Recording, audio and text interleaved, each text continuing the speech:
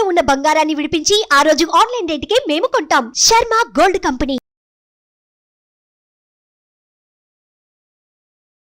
నమస్కారం అమ్మా. నమస్తే అమ్మా. అమ్మా, అక్షయ తృతీయ రాబోతుంది. అక్షయ తృతీయ అనగానే ప్రతి ఒక్కరూ బంగారం కొనాలనుకుంటారమ్మా. అసలు నిజంగా అక్షయ తృతీయ అంటే బంగారం కొనాలమ్మా? అసలు అక్షయ తృతీయ రోజు ఏం చేయాలమ్మా? అక్షయ అనే పదంలోనే మనకి తెలుస్తోందమ్మా, వైశాఖ శుద్ధ తృతీయ అని అక్షయ తృతీయ అంటారు.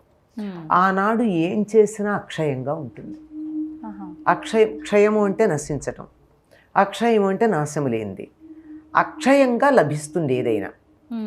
మనం తక్కువ పెట్టుబడితో ఎక్కువ పొందడం అన్నది ఆ రోజు మొదలు పెడితే సంవత్సరం అంతా మన ఇంత పెట్టుబడికి అంత ఫలితం ఉంటుంది.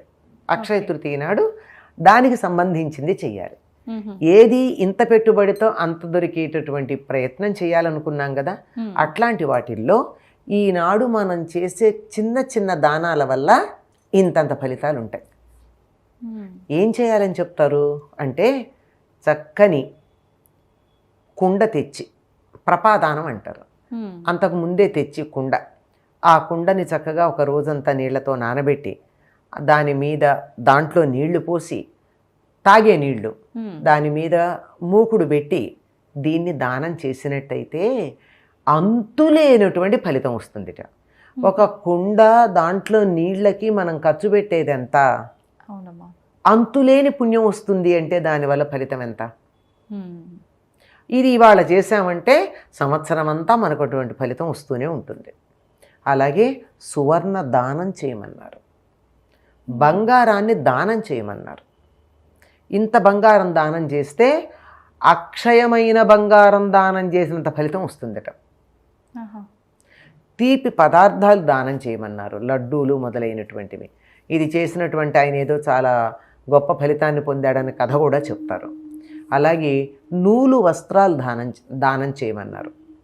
అంటే వచ్చేటటువంటిది వేసవికాలం గనక తెల్లని నూలు వస్త్రాలు దానం చేయమన్నారు. దానితో పాటుగా గొడుగు చెప్పులు దానం చేయమన్నారు.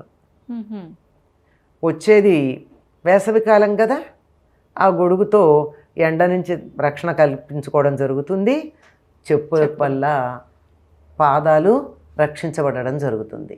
కనుక ఇవి దానం చేస్తే, కాసిని దానం చేస్తే ఇంత ఫలితం వస్తుంది.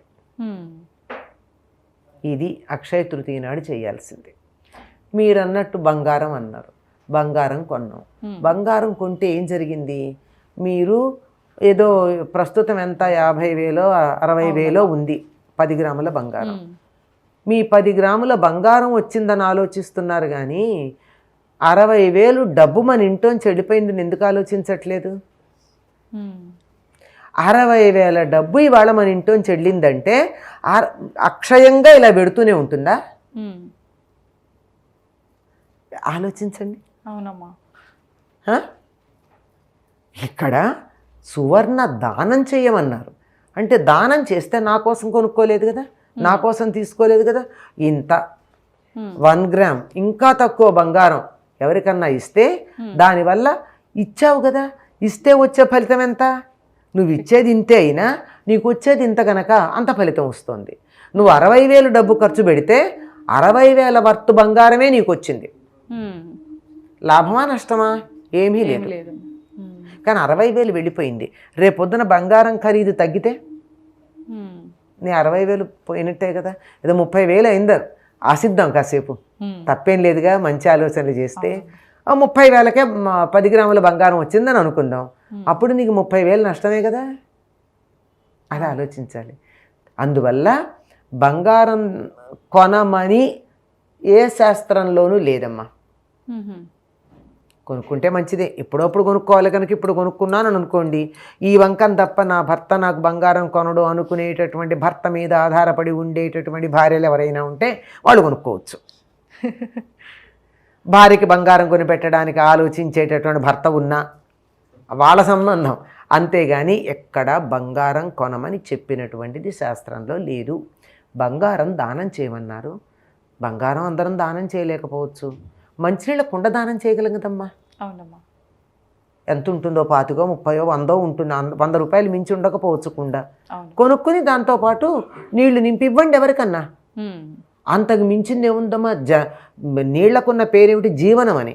అంటే ప్రాణం ఇచ్చాం, ప్రాణాన్ని దానం చేసామంటే అంతులేనటువంటి మనకి ఫలితం ఉంటుంది. ఇటువంటివి దానం చేయమన్నారు కానీ బంగారం కొనమని ఎక్కడా లేదమ్మా. కొనుక్కోవద్దని చెప్పను కానీ కొనమని శాస్త్రంలో లేదని నిక్కచ్చిగా చెప్తా.